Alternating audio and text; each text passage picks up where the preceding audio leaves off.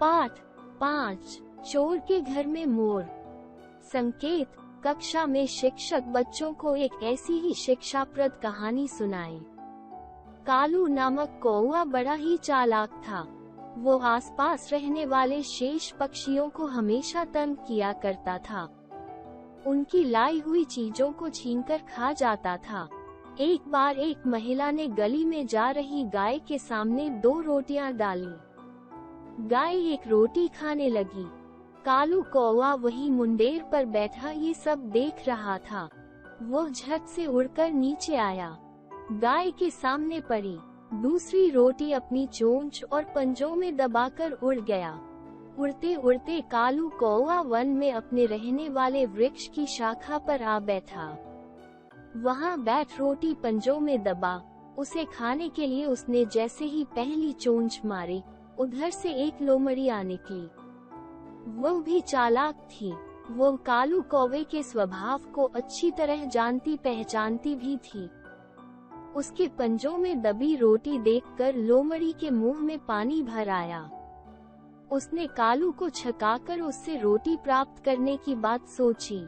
वो उस वृक्ष के नीचे पहुंचकर मधुर स्वर में बोली, कालू भैया, सुना है तुम कहीं से गाना सीखा कर आए हो। बड़ा ही अच्छा गाते हो।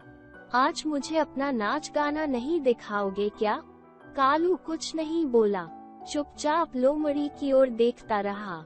लोमड़ी ने फिर कहा, मेरा मन रखने के लिए क्या तुम इतना सा काम भी नहीं कर सकते कालू भैया? बस एक बार नाचकर गा दो, मेरा मन बहल जाएगा। इस बार भी कालू चुप रहा। लेकिन जब लोमड़ी बारंबार उसकी प्रशंसा और मिन्नतें करने लगी, तो कौवे को भी भ्रम होने लगा कि सचमुच ही वो बड़ा अच्छा नाचता गाता है। बस झूठी प्रशंसा से कुप्पा होकर उसने कांव कांव करते हुए नाचने के लिए जैसे ही पंजे उठाए, रोटी नीचे आ गिरी। लोमड़ी ने झट से उसे मुंह में दबाते हुए कहा, बस अब रहने दो कालू भैया, सचमुच तुम अच्छा ही नाचते हो। लोमड़ी मुंह चिढ़ाकर रोटी उठाकर भाग गई। कालू कौवा देखता ही रह गया। शिक्षा किसी दूसरे को न तो तंग करना चाहिए, न किसी की रोटी रोजी मारनी चाहिए।